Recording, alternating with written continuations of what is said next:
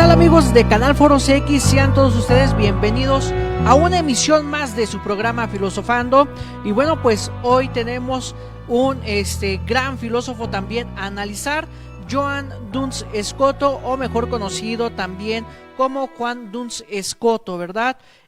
Prácticamente otro filósofo más de la época medieval, de los que de alguna manera pues fueron marcando huella, marcando el pensamiento, pues prácticamente también que fueron precursores para un pensamiento pues prácticamente moderno que se da pues en el movimiento de la Ilustración, ¿verdad? Y en el movimiento de del Renacimiento, donde bueno pues se retoman todas estas primeras filosofías, ¿verdad? De esta época griega, de esta época de oro, por decirlo de alguna manera, de la filosofía.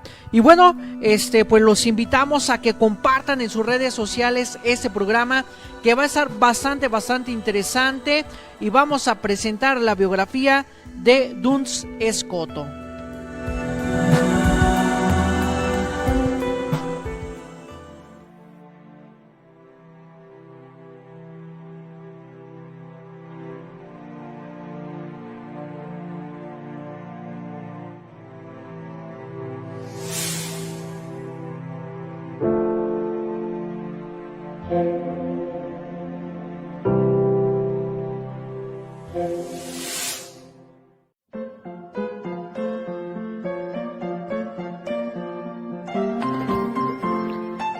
Joan Duns Scoto, llamado Doctor Subtilis. Maxton, actual Reino Unido, 1266. Colonia, actual Alemania, 1308. Filósofo escocés. Estudió en París entre los años 1293 y 1296, y más tarde se trasladó a Oxford. En 1302 regresó a París, aunque fue desterrado al año siguiente por haber apoyado al partido pontificio contra Felipe IV, tras lo cual enseñó en Colonia hasta el final de sus días. Sus textos más importantes son los comentarios sobre las sentencias realizadas a partir de las sentencias del teólogo italiano Lombardo y algunos tratados, entre ellos cuestiones colibetales y sobre el principio primero. El suyo es, junto al de Tomás de Aquino, el sistema más influyente de la escolástica medieval y de origen al escotismo, que compitió largo tiempo con el tomismo. Distinguió, como Santo Tomás, la teología de la filosofía, considerando que ambas eran complementarias y nunca podrían entrar en contradicción, aunque se apartó de aquel al considerar que la teología era ante todo una ciencia práctica y no especulativa. Dio también mayor peso que Santo Tomás de Aquino a los particulares en la teoría del conocimiento, y destacó en la libertad de la voluntad, tanto humana como divina.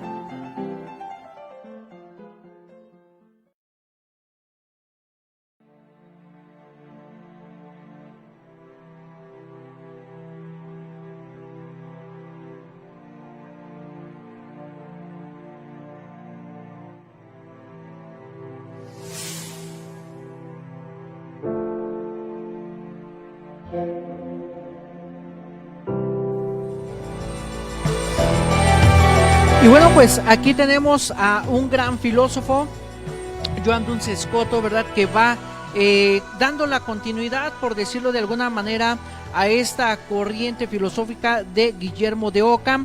Y bueno, pues, ¿qué podemos decir de este filósofo?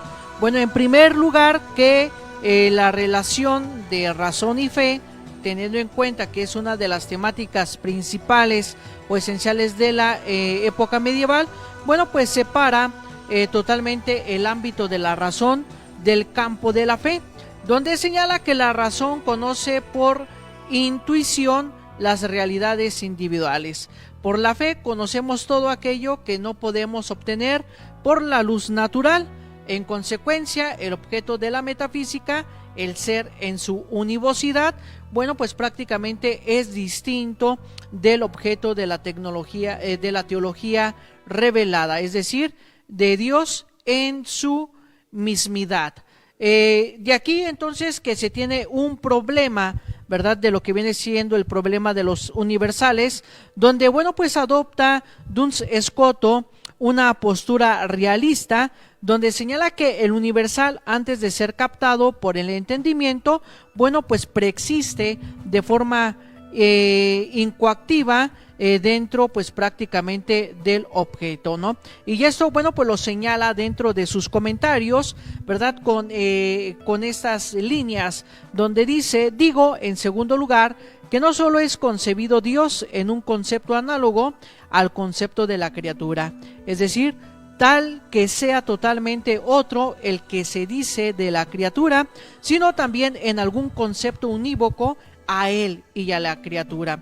Y para que no se dispute sobre el nombre de univocación, bueno, pues digo que llamo el concepto unívoco al que tal modo es uno de su unidad, es suficiente para la contradicción, afirmando y negando lo mismo respecto de lo mismo. Es suficiente para la contradicción de todo lo que de alguna manera nosotros externemos, ¿verdad?, por él unidos, de tal manera que lo sea por un medio único y que de alguna manera lo concluya, sin falacia de equivocación, que se unen entre sí. Y más adelante, dentro de sus comentarios, ¿verdad?, a esta metafísica de Aristóteles, bueno, pues dice que se confirma también en este cuarto argumento así toda la inquisición metafísica sobre Dios, que procede considerando la razón formal de algo y quitando de aquella razón formal o concepto esencial la imperfección que tiene en las criaturas, y reservando de alguna manera, bueno, pues aquella razón formal de la sabiduría o del entendimiento o de la voluntad. Se considera en sí y según ella misma, y fundamentándose en que esta razón o concepto esencial no incluye formalmente imperfección o limitación alguna, se renueven de las mismas imperfecciones que les son de alguna manera concominantes en las criaturas, y reservada la misma razón o concepto esencial de la sabiduría y de la voluntad que se le atribuye a Dios perfectamente. Luego, toda inquisición sobre Dios supone que el entendimiento tiene un mismo concepto unívoco recibido de las criaturas. Ante esto, bueno, pues dentro de sus comentarios, ¿verdad?, o sentencias, como bien lo conocemos nosotros. Ante todo esto, bueno, pues va generando una teoría del conocimiento, donde, bueno, pues aquí señala que el conocimiento de la individual, bueno, pues va marcando la individualidad de los objetos sensibles, que es inteligible por sí misma, es decir, la inteligencia tiene la percepción inmediatamente en lo singular. Y de alguna manera de aquí se desprenden pues los modos del conocimiento humano, y aquí señala lo siguiente: que hay un conocimiento intuitivo que consiste en la captación de un objeto sensible según su existencia sea real. Sentido e inteligencia, bueno, pues captan conjuntamente, cada cual a su modo, la existencia de lo individual que puede ser. Y por lo tanto, señala lo siguiente, o las siguientes características: pero es perfecto si el objeto está presente, y es imperfecto si no está presente, sino anticipando por la imaginación o evocando por la memoria. Prácticamente, a pesar de que nosotros no tengamos presente al objeto, pero sí conozcamos bien sus características, bueno, desde esta postura tendríamos un conocimiento imperfecto. Por eso se señala Duns Scoto que al buscar establecer cuál es el objeto del intelecto humano, bueno, pues toma en consideración dos posibles respuestas. La primera es aquella ofrecida por Tomás de Aquino, que sostenía que el objeto propio del intelecto es de alguna manera en memoria, es decir, la naturaleza de las cosas cognoscibles por medio de los sentidos. Según Tomás de Aquino, todo cuanto conocemos es fruto del proceso de la abstracción y de forma a partir de la materia, proceso que comienza en los sentidos y pasa a través de los fantasmas. Una segunda respuesta que proviene de Enrique de Gante, donde señala que mantiene que Dios es el premium cognitum, es decir, que se identifica como el fundamento de todo aquello que nosotros conocemos. Así que bueno, estimados amigos, no le cambie, quédese con nosotros, vamos a una pausa y enseguida regresamos.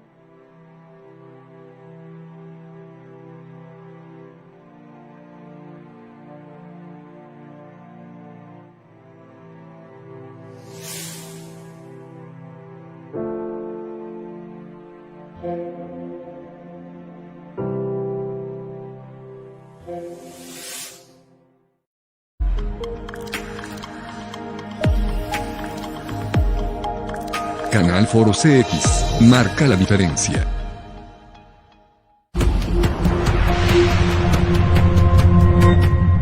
Soy José Luis Jiménez y los invito a que veamos nuestro primer titular del día. Del día de hoy corre a... Les comparto el pronóstico del clima. Vamos con la información de los deportes de... Espero que te haya sido útil las personas que perciben un salario. El adiestramiento canino que... Obviamente por el Instituto de Arte. Para Canal Foro CX, Luisito informa.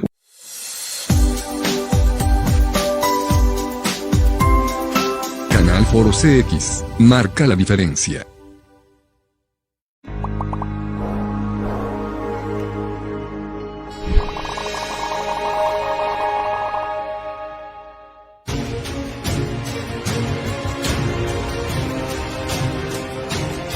Canal Foro CX, marca la diferencia.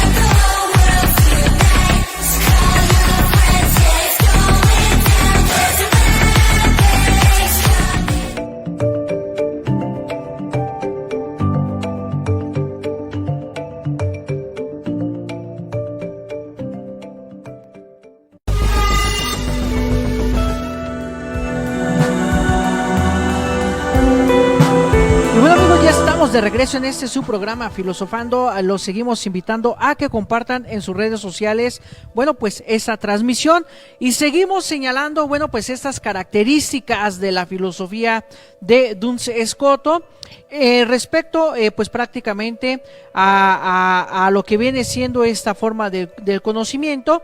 Y bueno, según este autor, para afrontar de manera correcta, bueno, pues esta cuestión, en primer lugar es necesario distinguir aquello que el intelecto humano es capaz de conocer por sí mismo, ¿sí?, de aquello que puede conocer aquí y ahora, en su condición actual, en la cual el hombre es solo y provisionalmente un cambiante.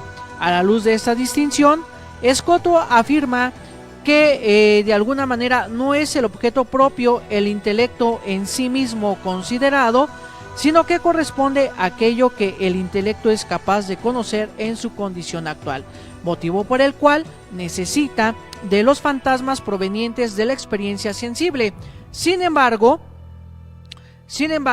no puede ser el objeto adecuado del intelecto humano en sí mismo considerado, porque de ser así, el hombre ni siquiera en el paraíso podría tener a Dios como objeto del pensamiento, ya que Dios no es reducible a este tipo de equidad, ¿verdad? En este sentido, bueno, pues prácticamente se va apostando por un conocimiento material. En esta reflexión, bueno, pues lleva a Duns Scoto a sostener que Dios sea el objeto del intelecto en sí, en el sentido propuesto por Enrique Gante, que señala que el intelecto humano en verdad no piensa a Dios en cuanto a Dios, sino como un cierto tipo de ente. Por tanto, concluye Duns Scoto que el objeto propio del intelecto humano es ente, que se constituye en razón común, dentro del cual queda concluido lo que es finito y lo infinito, lo creado y lo increado, lo sustancial y lo accidental. Con esta doctrina, Scoto pretende dar razón de la apertura del intelecto humano al conocimiento de la totalidad de la realidad, precisamente porque el objeto primero y más adecuado del intelecto humano es el ente.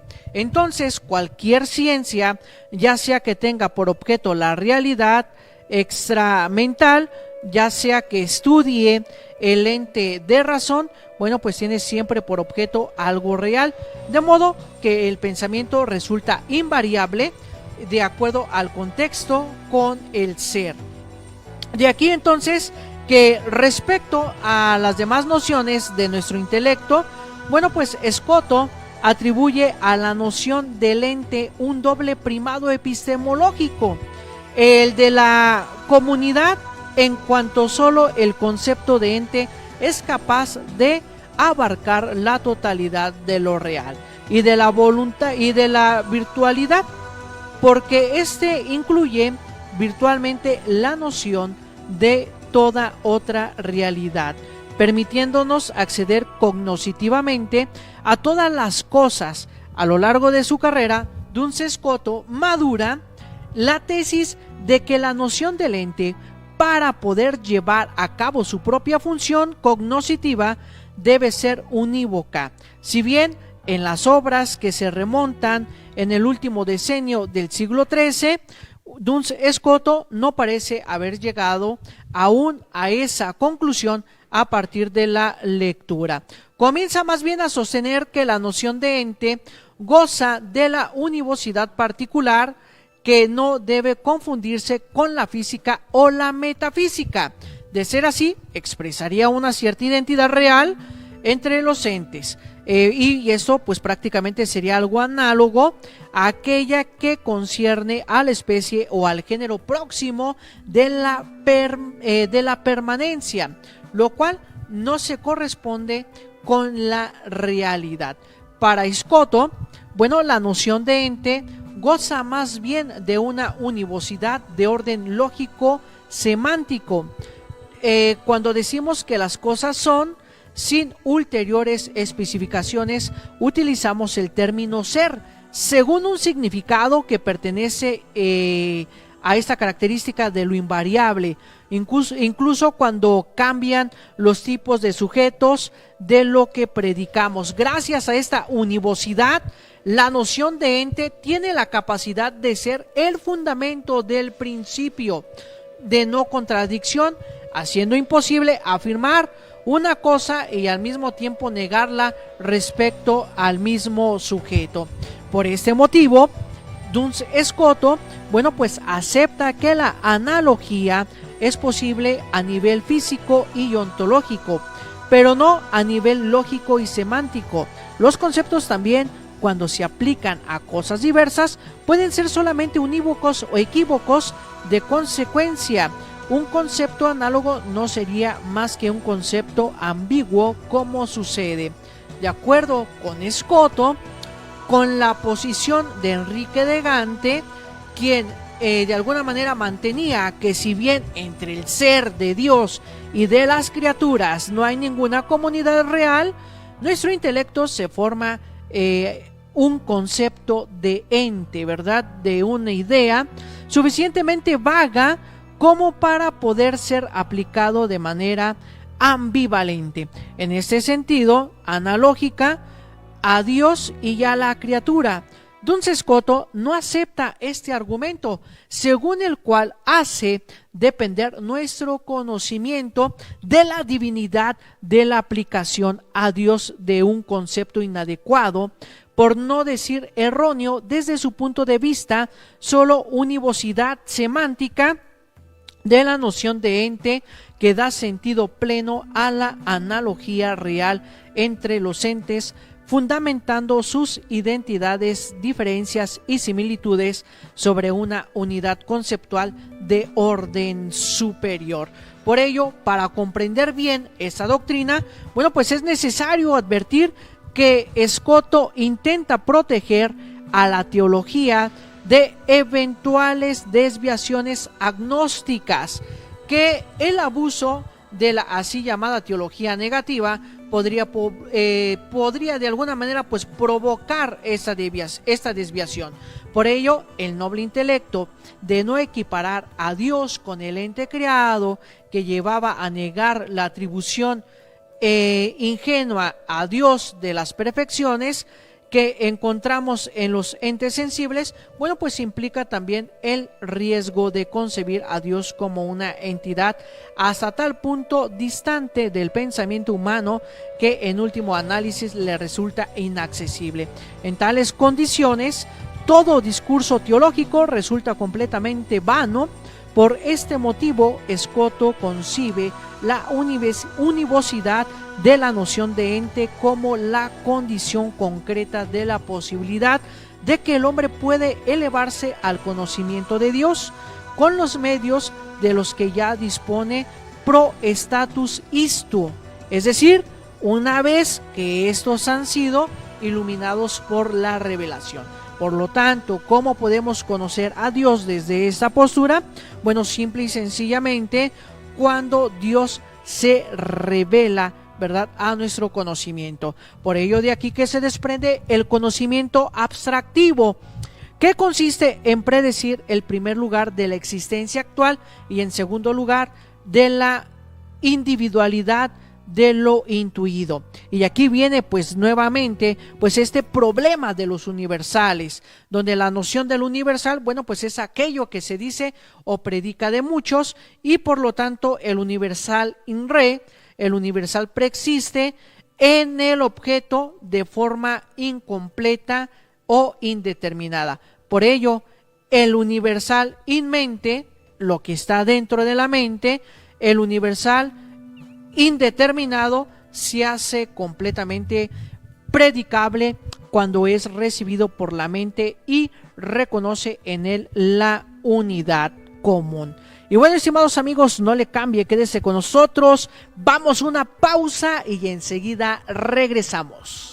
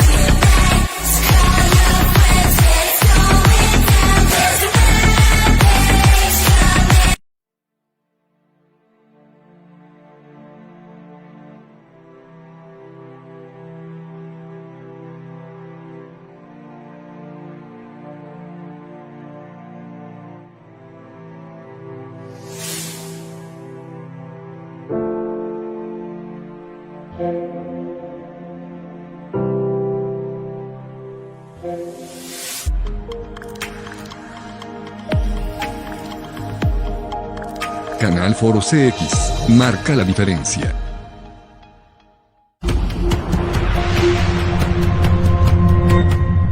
Soy José Luis Jiménez y los invito a que veamos nuestro primer titular del día. Del día de hoy corre hacia... Les comparto el pronóstico del clima. Vamos con la información de los deportes de... Espero que te haya sido útil la Personas que perciben un salario. el adiestramiento canino que Obviamente por el Instituto de Arte. Para Canal Foro CX, Luisito informa.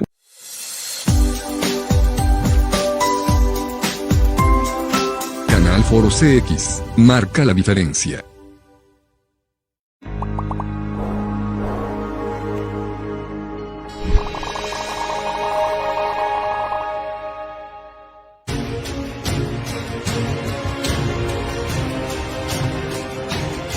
Canal Foro CX, marca la diferencia.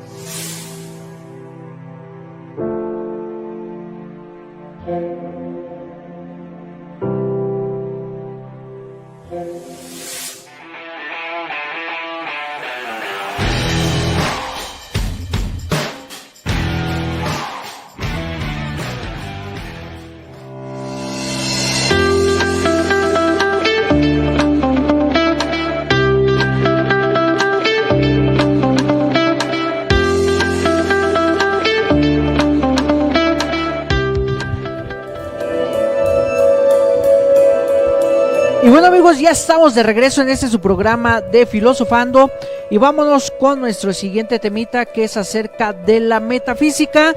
Una vez que dimos estas características generales de la filosofía de Joan Duns Scoto, ¿verdad? O Juan Duns Scoto, como gusten nombrar, este gran filósofo, pues bueno, de la época medieval, también ya casi a términos, ¿verdad? Y también a términos de la filosofía de la escolástica. Y bueno, ¿qué podemos decir de la metafísica de Duns Scoto? Primero, que el objeto de la metafísica, bueno, pues es el primer objeto de nuestro entendimiento natural en el ser en cuanto ser. Recordando que la metafísica aristotélica, bueno, pues va encaminada a conocer el ser o la esencia, ¿verdad?, de los entes o de las cosas. Por eso el análisis de la fórmula escotista, bueno, pues señala que el ser en cuanto ser es su universalidad. No se refiere directamente a la esencia de los objetos materiales ni implica analogía, sino que supone la univocidad del ser es posible. El conocimiento de Dios a partir del conocimiento intuitivo de las criaturas. Por ello, las formalidades como determinaciones que se conocen como los grados metafísicos presentes en la unidad de lo universal.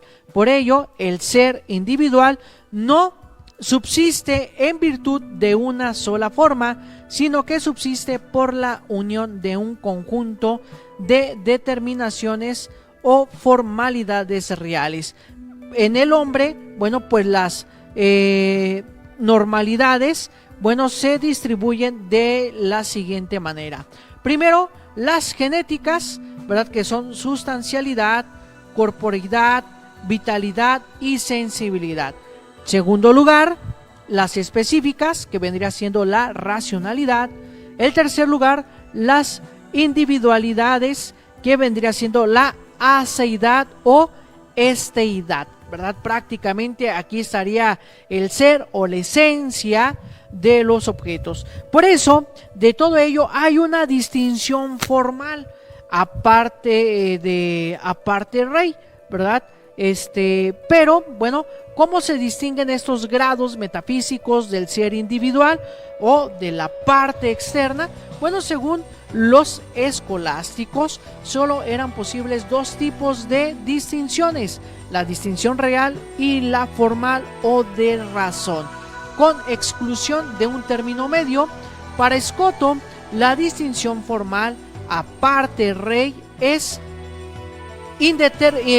intermedia, porque las formalidades, siendo físicamente inseparables en el sujeto, son distintas racionalmente, pero la distinción formal tiene por funcionamiento la propia realidad estructurada en grados metafísicos. Por ello, el ser creado como compuesto sustancial de materia y forma, según Duns Scoto, la materia no es la pura potencialidad del ser, sino que posee actualidad propia, y la materia no es un principio aplicable solamente al ser corporal, sino que se extiende a todo ser creado, sea corporal o espiritual. Todo ser es creado y encierra una parte de la potencialidad, y ya esta potencialidad universal de lo creado, bueno, pues prácticamente es la materia. Por ello es el principio de este principio individual, ¿verdad? Este principio de la individuación, ¿verdad? Que no es causa por la materia marcada por la cantidad, que es el principio de individuación. Como sostenía Santo Tomás de Aquino, según Scoto, la individuación de los seres creados se basa exclusivamente en la última formalidad o determinación del ente por el cual se constituye en esto, ¿verdad? Y de aquí que se desprenda entonces una teología y una moral, donde se da una demostración de la existencia de Dios, que se rechaza las demostraciones a priori, ya que el hombre no tiene conocimiento intuitivo de la existencia de Dios, ya que propone como prueba lo que se basa en la infinitud divina. Esta infinitud divina es compatible con el ser, y de aquí que se desprenda este voluntarismo divino, donde la libertad divina no está sometida a ningún tipo de necesidad o de orden natural y moral que dependen exclusivamente de la omnipotencia y del querer divino. Es por ello que en el libro de la Metafísica encontramos que Aristóteles distingue tres ciencias teóricas: las matemáticas, la física y la que se llama ciencia teológica, en cuanto que se ocupa de las cosas más altas y por lo tanto divinas. Es por ello que la ciencia se revela como la más universal, capaz de estudiar el ente en cuanto ente. Por ello Duns Scoto asume esta tripartición. Sin embargo, siguiendo la lectura de Avicena, encontramos que en el lugar de la teología colocaba la metafísica, y las matemáticas, la física y la metafísica son las ciencias, como Scoto explica, son ciencias reales, porque se ocupa de las cosas del mundo y no de nuestros conceptos, de los cuales se ocupa la lógica. Y las matemáticas tienen por objeto los aspectos cuantitativos de las cosas sensibles, mientras que la física aquellos que derivan de la forma.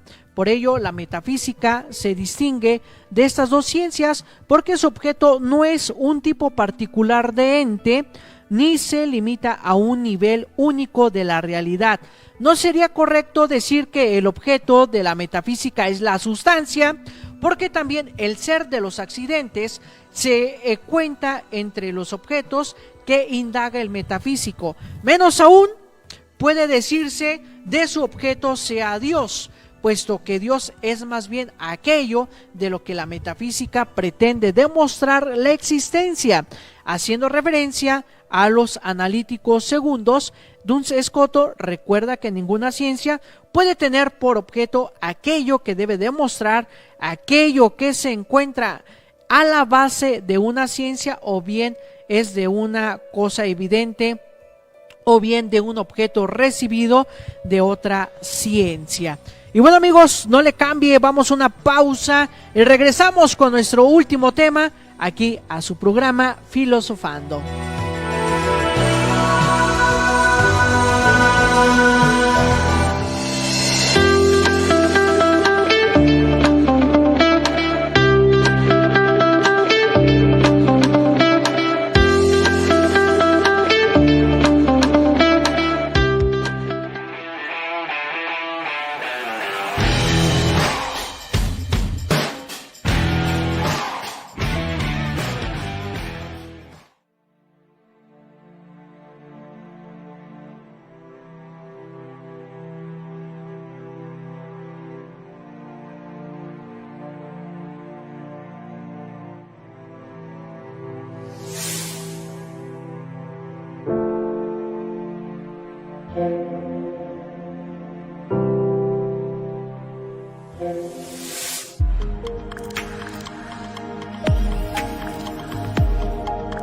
Canal Foro CX, marca la diferencia.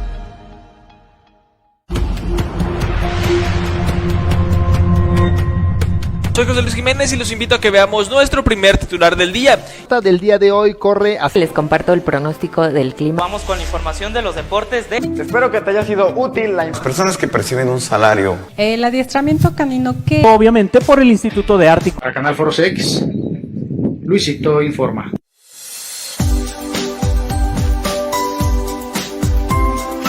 Canal Foro CX, marca la diferencia.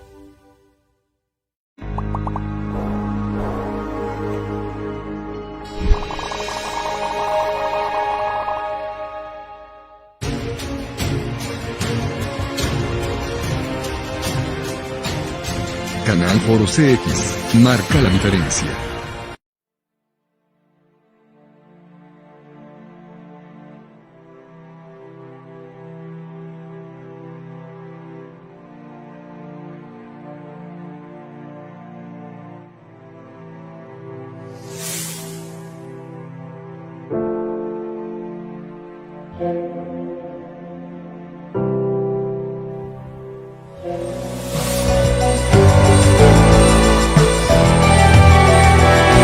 Y bueno, amigos, estamos en la recta final de su programa Filosofando. Muchísimas gracias por todos sus saludos, por todos sus comentarios, por estar al pendiente semana tras semana de estas emisiones aquí por Canal Foro CX. Y bueno, pues vámonos al último temita, a la filosofía de la naturaleza, donde señalamos o podemos decir que si bien Duns Scoto no realizó propiamente un comentario a la física de Aristóteles, sí se ocupó constantemente de temas de filosofía de la naturaleza, proponiendo algunos desarrollos originales de la doctrina hilemórfica de Aristóteles. Además, aunque puede resultar extraño al lector moderno, Scoto encontró en la investigación teológica sobre los ángeles un contexto privilegiado para ocuparse de la física.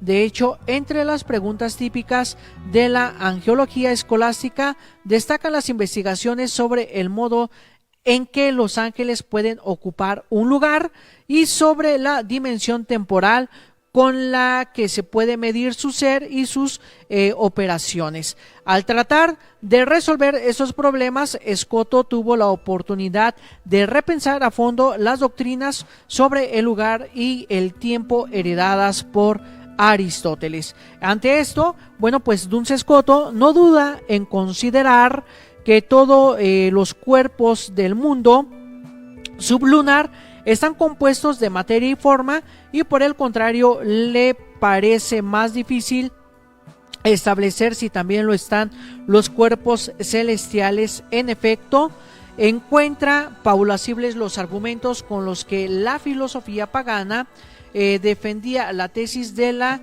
inmaterialidad del cielo. Sin embargo, le parece claro que el relato de la creación contenido en el Génesis induce a creer que el cielo y la tierra están hechos del mismo género material en cuanto al estatuto ontológico de las sustancias espirituales.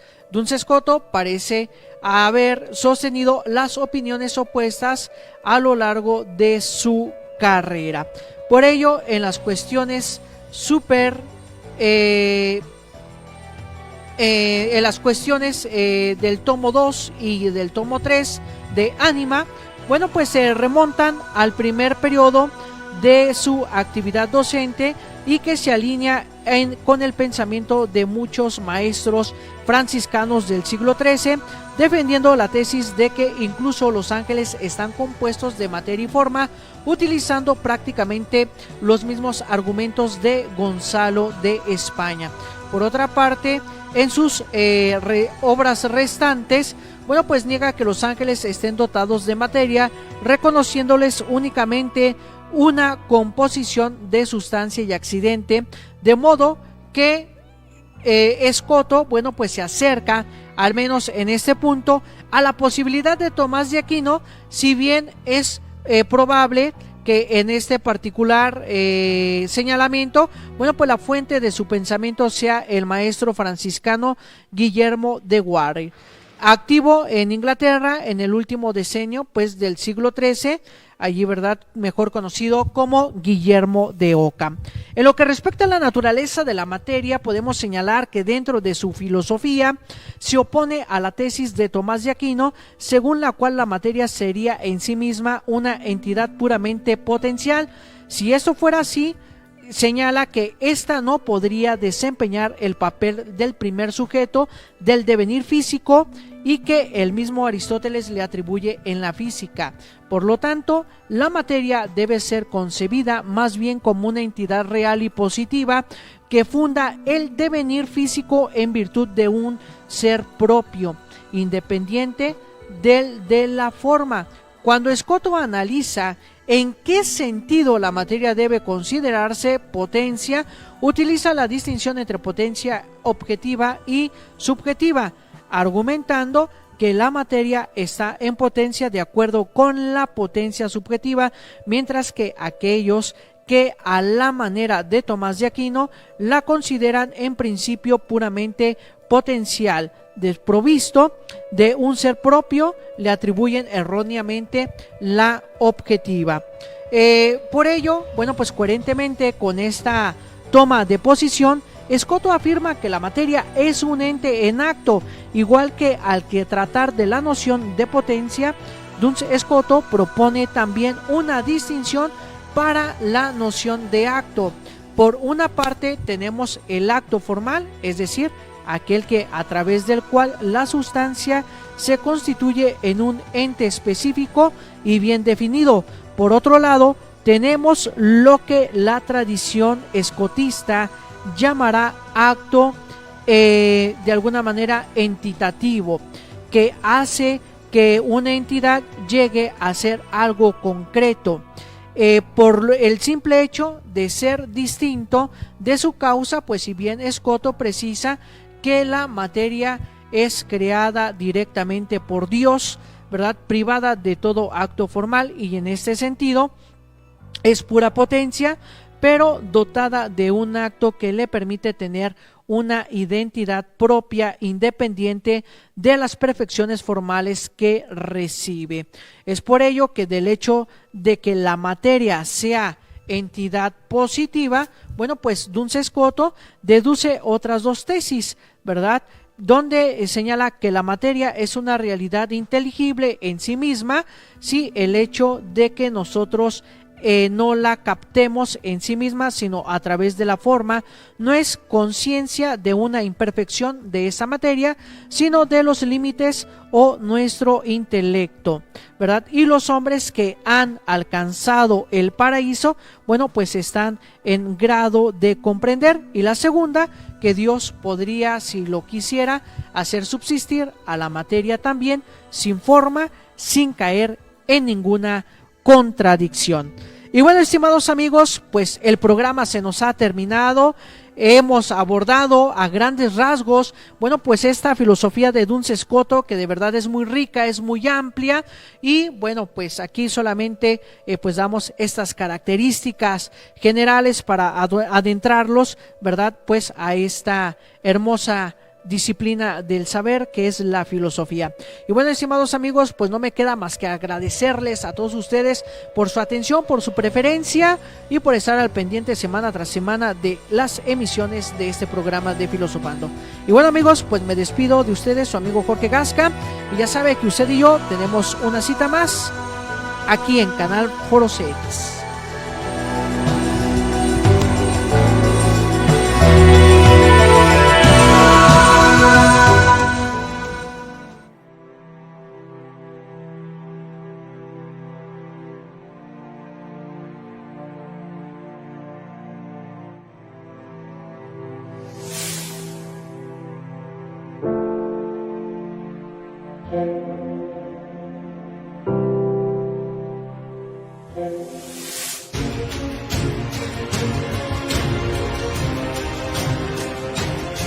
Canal Foro CX, marca la diferencia.